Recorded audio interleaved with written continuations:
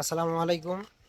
তো আমার পিছনে যে বাইকটা দেখতে পাচ্ছেন, ইতিমধ্যে আপনারা হয়তো বুঝতে পারছেন বাইকটা কার। বাইকটা ওয়াশ করা হচ্ছে। তো বাইকটার মালিক পৃথিবীতে নাই। আমি কথা বলছি সুজন ভাইয়ের। সেই বাইক এটা। সুজন ভাই আজ আমাদের মাঝে নেই। তার সেই পছন্দের বাইকটা রয়ে গেছে।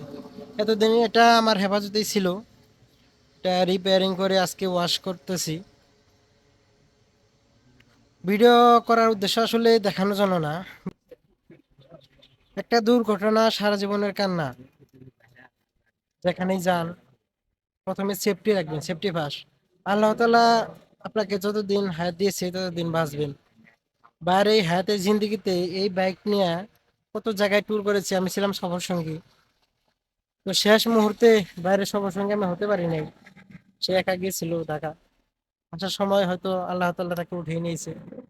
বাইকটা আজকে দীর্ঘ 1 মাস পর রিপেয়ারিং করে এটাকে ওয়াশ করা হচ্ছে।